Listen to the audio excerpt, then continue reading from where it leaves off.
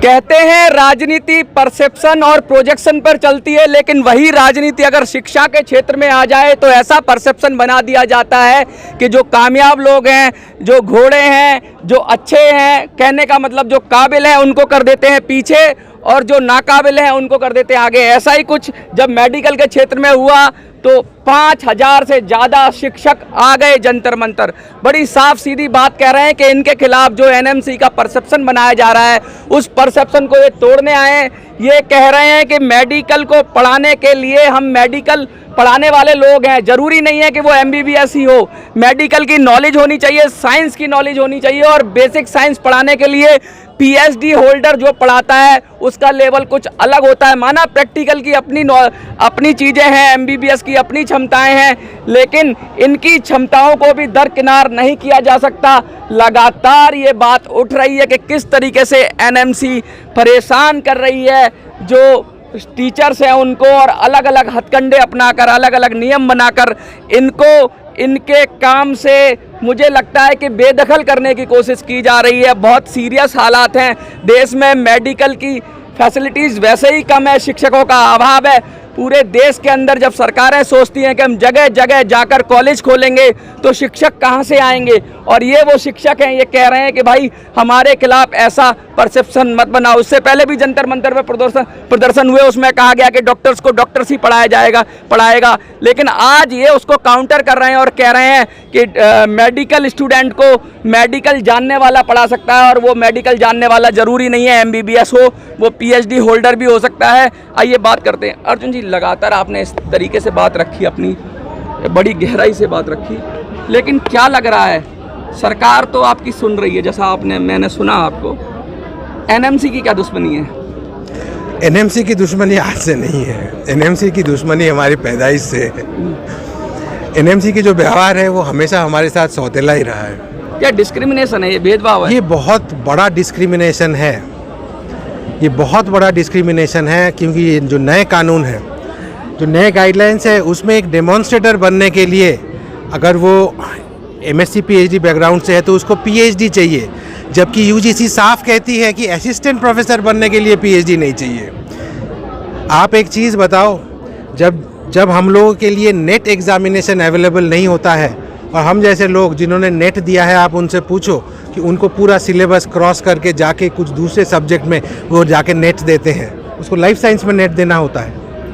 हमारे लिए कोई नेट एग्ज़ाम नहीं है। आपके पास फेलोशिप्स कहाँ से आएंगे?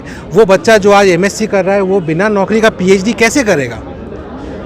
आप उसकी जो एंट्री है उसी को बंद कर दिए, सीधा उसका रास्ता ब्लॉक कर रहे हैं। सीधा रास्ता ब्लॉक हो गया बेचारे का, उसका भविष्य एक बंदा। आप बताओ सर, मैं आपको सैकड़ों अभी एड्स दिखा दूंगा जहाँ पे ये कहा जाता है कि आप इस बेसिक साइंस डिपार्टमेंट में एमडी करने आओ, आपको कोई फीस नहीं देनी होगी, फ्री में करो, ऊपर से हम स्टाइपेंड देंगे। तो समझ जाओ कि ये ऐसी कोर्स है जो लोग लेना नहीं चाहते। और ये खामियां कॉलेज कैसे पूरी करती है? एमएससी मेडिकल कोर्सेज के सहारे आप चले जाओ, फीस 1 लाख रुपए, 1.5 लाख रुपए ये फीस वसूली जाती है एमएससी मेडिकल स्टूडेंट के साथ, सो दैट एमडीज जो है इस प्री क्लिनिकल सब्जेक्ट में वो फ्री में पढ़ पाए। It is free. हम झूठ नहीं बोल रहे हैं, हमारे पास 2-3 डीन की लेटर है, हमारे पास अलग अलग एड्स हैं। बड़ी गंभीर बात कह रहे हैं आप। और एक बात और मैंने सुनी जो आपके मुंह से, कि बहुत सारे लोगों को सुई लगाना तक नहीं आता, ये हालात हैं, और टेक्नीशियन उनसे बेटर होता है सिखाने के लिए। तो क्या ज़रूरी नहीं है कि अगर एक एमबीबीएस डॉक्टर सिखाएगा या टेक्नीशियन भी उसको सिखा सकता है?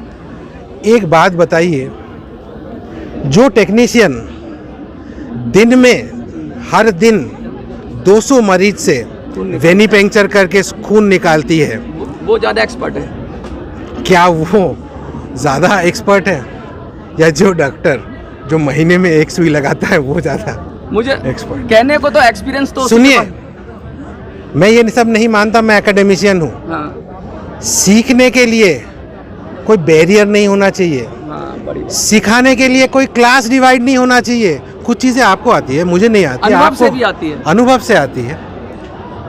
और ये सिर्फ अनुभव की बात नहीं है, ये तो डिग्री की बात है, हमको सिखाया गया है।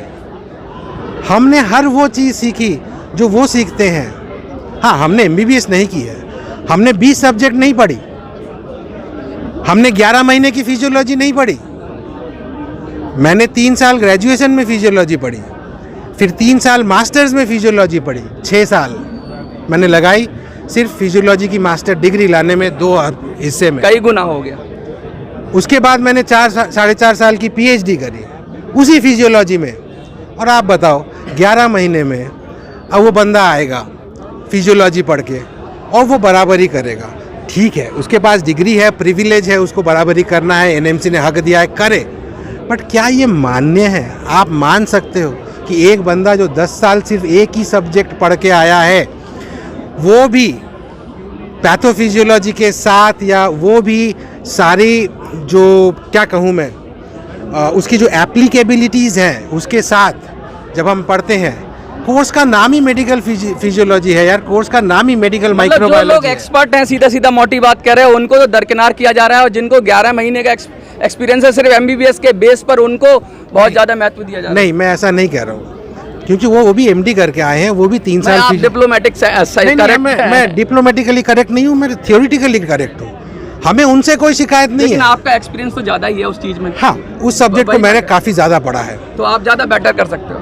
हाँ, जब सब्जेक्ट की बात है तो मुझे कोई शक नहीं है, और ना ही मुझे खड़े होने में कोई दिक्कत है। लगातार ये बात हो रही है कि मतलब ये दिखाया जाता है कि जो MBBS किए हुए हैं वो ज़्यादा एजुकेटेड होते हैं, लेकिन ये सर ने जैसे बताया, ये सब्जेक्ट टू सब्जेक्ट वेरी करता है। जैसे इनके सब्जेक्ट के अंदर इनको जो एक्सपीरियंस है, शायद MBBS जो करके आया उसको उतना एक्सपीरियंस ना हो, तो क्या कहेंगे? हमारी जो MSc मेडिकल डिग्री है और PhD मेडिकल डिग्री है, इस डिग्री को ही इसलिए मेडिकल कॉलेजेस ने और तत्कालीन MCI ने बनाया है ताकि वो MD जो नॉन क्लिनिकल सब्जेक्ट्स हैं उनकी कमियां पूरा कर सके। ये MSc मेडिकल कोर्सेज और ये PhD मेडिकल कोर्सेज कोई आम साइंस डिग्री कॉलेज में नहीं चलते, ये मेडिकल कॉलेज में चलते हैं, और ये डिग्री फैकल्टी ऑफ मेडिसिन ने दी है। मतलब जो कमी रह जाती है MBBS लोगों के अंदर, वो आप लोग पूरा करते हो कि मोटी मोटी बात ये है। MBBS होने के बाद लोग क्लिनिकल ज़्यादा प्रीफर करते हैं। वो इस पर ध्यान नहीं देते। बेसिक साइंसेस कम प्रीफर करते हैं, तो वो बेसिक साइंसेस में टीचर्स की कमतरता 1956 से है, और 1956 से आज तक हम यह कमतरता वैलिड MBBS कॉलेज के मेडिकल डिग्री से पूरी कर रही है, और that was recognised by previous MCI। आज खाली डिस्क्रिमिनेशन किया जा रहा है, जैसे पहले के सिस्टम में कास्ट बेस्ड डिस्क्रिमिनेशन होता है, यही आज MBBS और नॉन MBBS बोल के हम, और हमारा percentage is maximum 30% in A medical department, और ये बोल रहे हैं कि हमारे वजह से इनकी नौकरियां जा रही है, और यही खाली बेस है, नौकरियां जा रही है। तो आप जो सब्जेक्ट में एक्सपर्ट है, इतने सालों से पढ़ा रहे, आपके कॉलेज में MSc कर रहे, आपके कॉलेज में PhD कर रहे, आप मेडिकल फैकल्टी उनको PhD डिग्री दे रहे, उनको एक दिन में लात भगाकर बाहर निकाला जा रहा है। ये कौन सी, मतलब ये क्या जायज़ है? आप अगर कोई भी फॉरेन मिनिस्ट्री देखो, फॉरेन में कोई भी मेडिकल कॉलेज देखो, बेसिक साइंसेस के लोग जो नॉन MBBS MSc मेडिकल है, PhD मेडिकल है, they are 80% of the staff. जब सबसे ज़्यादा नोबेल पारितोषिक अगर किसने लिया है तो 80% से ज़्यादा ये MSc PhD लोग हैं बेसिक साइंसेस के। अभी कोरोना वैक्सीन की भी बात हो रही थी, उसके ऊपर भी के रिसर्च। कोरोना वैक्सीन में पहला कोरोना किट भारत में सबसे ज़्यादा कॉस्ट इफेक्टिव और सबसे ज़्यादा अच्छा रिजल्ट देने वाला national institute of virology Pune में MSc PhD वायरोलॉजी ने किया है। तो ये हम कोई ऐसा नहीं कर सकते कि ये बुरे हैं और ये अच्छे हैं। मतलब आपने अपनी प्रतिभा दिखा रखी है। MBBS MD लोग भी काबिल है, हम उनकी काबिलियत मानते हैं। MSc PhD लोग कोई कम काबिलियत नहीं है। They are equal, they are not superior and they are not inferior. ये जो मोटी बात है मैम कि इंफीरियर और सुपीरियर वाला जो परसेप्शन क्रिएट किया जा रहा है, आपकी दक्षता किसी और सब्जेक्ट में, जो बेसिक साइंस की बात कर रहे हैं आप, और वो जो MBBS करके बेसिक मेडिकल साइंस की बात कर रहे हैं, और उनकी दक्षता अलग चीज़ों में है। तो ऐसा नहीं है जो आप कर सकते हैं वो नहीं कर सकते, शायद उनको जितना एक्सपोजर होगा वो आपको, तो दोनों की ही ज़रूरत है। लेकिन ये जो परसेप्शन क्रिएट किया जा रहा है कि आप लोगों को कम आता है, आप नॉन मेडिकल हैं और वो मेडिकल हैं, इस पर क्या कहेंगे? सर, एक बात तो ये है, पहली बात जो ये MSc मेडिकल कोर्सेज है और इसमें जो भी दाखिला लेते हैं ये एक डाइवर्स ग्रुप ऑफ यूजी से आते हैं। BAMS लोग आते हैं, BHMS लोग आते हैं, BSc बेसिक साइंसेस आते हैं। जैसे मेरा BSc माइक्रोबायोलॉजी है, I have learned microbiology for 3 years, then again MSc in medical microbiology for 3 years, and then I have worked as tutor in the department of microbiology in 2 medical colleges. तो आप तो उस चीज़ के specialist हो गए, expert हो गए। अभी आपने कहा कि स्पेशलिस्ट हो गए, एक्सपर्ट हो गए, हम सब्जेक्ट एक्सपर्ट्स हैं, लेकिन 2020 के बाद अभी जो मेडिकल कॉलेजेस में मैं ट्यूटर के हिसाब से थी, उसके बाद जब अभी सारे ही ट्यूटर्स, कोई भी परमानेंट पोस्ट नहीं होते हैं, सारे कॉन्ट्रैक्चुअल पोस्ट होते हैं। जैसे ही 2020 का गैजेट आया, मेडिकल माइक्रोबायोलॉजी और मेडिकल फार्माकोलॉजी को 0 कर दिया गया। अभी हम लोग जाएंगे कहाँ? बहुत गलत। लैब डायरेक्टर रिसेंटली एग्जामिनरशिप के साथ साथ लैब डायरेक्टर भी सिर्फ MD PhD होना चाहिए लिखा। MSc PhD जो लैब में सारा काम करते हैं, जो MBBS को भी पढ़ाते हैं, जो पूरे basic medical science and non clinical sciences को भी पढ़ाते हैं और लैब में भी काम करते हैं, तो हमें क्या सिर्फ टेक्नीशियन बन के रहना चाहिए? क्या हमारी कोई प्रोग्रेस नहीं होनी चाहिए? PhD होने के बाद हम डिप्लोमा कोर्स के जैसे हमें ट्रीट किया जाना चाहिए, या हमें हमारी PhD डिग्री के साथ हमारी एकेडमिक देखो, मैं एक ही बात कहना चाहता हूँ, we are MSc medical teachers, we are PhD medical teachers. हमारे PhD के लोग, PhD मेडिकल वाले, they are at AIIMS, they are at JIPMER, they are at PGI Chandigarh. बड़े बड़े प्रोफेसर्स आज भी हम दे चुके हैं एम्स जैसे हॉस्पिटल में, जिपमर जैसे हॉस्पिटल में, PGI जैसे हॉस्पिटल में। कई गवर्नमेंट कॉलेजेस, कई गवर्नमेंट यूनिवर्सिटीज़ MSc मेडिकल और PhD कोर्सेज चलाती है। क्या वो सब ये वैलिड नहीं है? अगर जिसने भी मेडिकल MSc टीचर से पढ़ाया के सामने, अभी आपके सामने मैं डॉक्टर रजत को लाना चाहता हूँ। डॉक्टर रजत एम्स से हैं, आप इनसे भी बात करिए और इनसे पूछिए कि इनकी क्या हालत है। डॉक्टर रजत, एम्स में क्या माहौल है? कुछ स्टूडेंट्स जैसे जंतर मंतर पे आए थे तो वो अलग तरह का, उनको तो पता नहीं होता स्टूडेंट्स को, तो कह रहे हैं डॉक्टर्स को पढ़ाएं, इस तरह का नारा लगा रहे थे। आप उनको क्या कहना चाहोगे? मैं उनको यही कहना चाहूँगा कि कोई डिस्क्रिमिनेशन ना करें। MDs को भी सब कुछ आता है, मेडिकल MSc PhDs को भी सब कुछ आता है। इसमें मैं एक बात रखना चाहूँगा, जब कोरोना वायरस फैला था तब ये जितने माइक्रोबायोलॉजिस्ट यहाँ पे खड़े हैं, MSc PhD माइक्रोबायोलॉजी वाले, इन्होंने लैब खड़ी करी थी। मैंने खुद ने 2 लैब खड़ी करी थी, जिसमें से एक 45 दिन में government Doon medical college Dehradun में सैंक्शन कराई थी हमने। उसके बाद हमें क्यों लात मार के बाहर निकाल दिया गया? क्यों? तब क्या अब हम केपेबल नहीं है? पूरे देश के साथ भी खिलवाड़ अगर ऐसा होगा तो मुझे लगता है कि पूरे देश में जितने मेडिकल MSc PhD हैं, सब ने अपनी जान पे खेल कर, उस वक्त उस वायरस का कुछ नहीं पता था कि क्या करना क्या नहीं करना, कोई वैक्सीन नहीं थी, तब भी जाकर लैब खोली, लैब में काम किया, रात भर काम किया, जिसको अखबार में पब्लिश भी किया गया। माननीय स्वास्थ्य मंत्री जी ने उसको एक्नॉलेज भी किया। लेकिन इसका मतलब अब हम बेकार हो गए?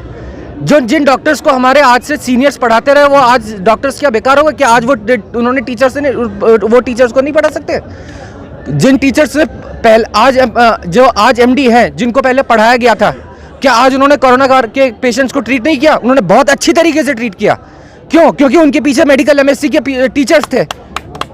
देखिए, सीधा सीधा कह रहे हैं कि मतलब निकल गया तो पहचानते नहीं। जब जान की बाजी लगाई थी, जब कोरोना काल में इन लोगों ने अपनी, तब ये उनकी काबिलियत थी, लेकिन जब मतलब निकल गया तो अब कह रहे हैं कि शायद आपकी तो ज़रूरत नहीं है। एक चीज़ और, यूज़ एंड थ्रो के पर्पस से। लेकिन एक चीज़ और मैं पूछना चाहूँगा, आप लगातार NMC की बात कर रहे हैं, लेकिन ये कह रहे हैं कि हमें अपना काउंसिल चाहिए, वो क्यों? देखो, NMC में हमारा MSc PhD का कोई रिप्रेजेंटेशन नहीं है, तो नेचुरली हमारे ऊपर ऐसा कोई नियम है कि हो नहीं सकता, कि है ही नहीं? ऐसा कोई नियम नहीं है, लेकिन हमें करवा के नहीं लेते बिकॉज वी आर माइनॉरिटीज। और हमें पता है कि जब माइनॉरिटी में रहता है तो मेजॉरिटी हमेशा कुछ ना कुछ करते हैं। ऐसा कोई नहीं, हमें ले सकते हैं, लेकिन तो आप क्या चाहते हैं कि NMC में रिजर्वेशन हो जाए या नया काउंसिल बन जाए? हमारे लिए रिजर्वेशन है 30% of staff, 30 not reservation of, मतलब ऐसे कोई नहीं है कि जाके अपॉर्चुनिटी है, आप 30% भर सकते हैं। हम माइनॉरिटीज़ हैं, हमारा कोई एक या 2 लोग NMC का रिफॉर्म होना चाहिए। NMC को कोई अधिकार नहीं है कि MSc PhDs को बाहर निकाले, ये कोई अधिकार उनके इसमें लिखा नहीं है। और अगर वो दे रहे हैं तो उनके पास कोई डाटा और सबूत चाहिए। NMC में खुद मेडिकल MSc PhD के रिप्रेजेंटेटिव होने चाहिए। अगर 10 लोग एक ही तरीके के रहेंगे तो वो तो अपना डिसीजन थोप देंगे ना किसी पे। मोटी बात ये है कि साफ साफ दूसरी बात यह है, हमारे लोग आज भी एम्स, आज कोई भी आप प्री और पैरामेडिकल डिपार्टमेंट में एम्स में जाइए, जिपमर में जाइए, बड़े बड़े पीजीआई इंस्टीट्यूट, पीजीआई चंडीगढ़ में जाइए, कोई भी आप एमएससी पीएचडी धारक वहाँ पे अगर प्रोफेसर होगा, एचओडी होगा, एसोसिएट प्रोफेसर होगा, अगर एम्स में लोग जा रहे हैं प्रोफेसर बनने हमारे लोग, तो काबिलियत नहीं है क्या हमारी? पहली बात ये। दूसरी बात, अगर हमें कोई रिप्रेजेंटेशन ही एनएमसी में दिया नहीं गया है, जो कि माइनॉरिटी बोल के देना चाहिए, वो भी नहीं दिया, तो हमारे हक की बात होगी ही नहीं वहाँ पे। जब भी एनएमसी को हमने रिप्रेजेंटेशन देने की कोशिश करी, अपनी बात रखने की कोशिश करी, तो एनएमसी ने उसे खारिज कर दिया। हाँ, क्योंकि हमारा कोई रिप्रेजेंटेटिव ही नहीं। आपको लगता है कि इसमें सब में जो है कि जो नेशनल मेडिकल कमीशन है वही सब कर रहा है, वो उसी का करा धरा है? एक्चुअली नेशनल मेडिकल कमीशन ने आज तक जो लोग काम कर रहे हैं उनका भला करना चाहिए, उनके हित के लिए निर्णय लेने चाहिए, और उनको उनके अगर उनमें कुछ क्षमता है उसको बढ़ावा देना चाहिए, ताकि ये लोग क्या कर रहे हैं, एमबीबीएस एमडी को जॉब मिलने के लिए जो 30% जॉब बच्चे हैं वो भी मिलने के लिए हमें बेदखल ऐसे कर रहे हैं एक दिन में। तो ये बात सही नहीं। दूसरी बात है, हमारे लोग एम्स में हैं, गवर्नमेंट मेडिकल कॉलेजेस में हैं, हमें एनएमसी ने ऐसे निकाला है कि ये मक्खी की तरह नहीं, हाँ, ये कि ये लोग एनएमसी के इंस्पेक्टर नहीं बन सकते, उसका कोई बेसिस नहीं है। एग्जामिनर भी बन नहीं सकते, और कॉलेज की जो रिकॉग्निशन है उसके लिए इंस्पेक्टर नहीं बन सकते। 30-30, 40-40 साल अगर कोई एक आदमी बंदा प्रोफेसर है तो क्या उसका हक नहीं बनता उस सिस्टम को इवैल्यूएट करने का? बहुत बड़ी बात कह रहे हैं। और शिक्षा में जिस तरीके से परसेप्शन बिल्ड हो रहा है, राजनीति में तो किसी को बुरा और अच्छा दिखाने की बात थी, लेकिन अब जब शिक्षा के क्षेत्र में भी ऐसा हो जाएगा तो ये देश के लिए काफ़ी नुकसानदायक है। और ये समझना होगा आपको कि इनकी भी उतनी ही ज़रूरत है जितनी कि एमबीबीएस लोगों की। इनका अपना काम है और अपनी इनकी समझ है, अपनी इनकी ट्रेनिंग है, अपना इनका एक्सपीरियंस है, वो भी उतना ही मायने रखता है जितना किसी एमबीबीएस डॉक्टर का। आपको क्या लगता है? हमें ऐसा लगता है कि दुनिया में कोई विकसित देश देखो, आप अमेरिका देखो, यूरोपियन देखो, ऑस्ट्रेलियन कंट्रीज देखो, कनाडा देखो, कौन से भी विकसित देश में MSc medical, PhD medical versus MBBS ऐसी लड़ाई की नहीं जाती, करवाई नहीं जाती। यहीं पे लेकिन यहीं पे राजनीति, ये पढ़ाई में राजनीति ला रहे, रिसर्च में राजनीति रह रहे। और इतना भी नहीं, एमबीबीएस स्टूडेंट वो मासूम लोग रहते हैं, उनको पहले दिन से सिखाया जा रहा है, भड़का रहे पहले दिन से कि ये नहीं चाहिए। मैं आपको हजारों पोस्ट दिखाता हूँ, फोटोज दिखाता हूँ, पकड़ के दे रहे कि उनको कुछ मालूम नहीं है। जो एमबीबीएस लोग रिसर्च करने आते हैं, हेल्थ रिसर्च करने आते हैं, उनको ये पॉलिटिशियन बना रहे हैं ऐसा करके। बहुत ही गंभीर हालात हैं, सरकार को तुरंत इस पे एक्शन लेना चाहिए। अगर क्योंकि शिक्षा के क्षेत्र में भी अगर राजनीति घुस गई तो पता नहीं 3 के 13 ना हो जाएं, ये जो विखंडन हो जाएगा इससे शिक्षा का बहुत नुकसान होगा। आपको क्या लगता है? अपनी राय कमेंट में जरूर दीजिए। जंतर मंतर से मिनी संसद के लिए मैं मनोज राजी, जय हिंद, जय भारत।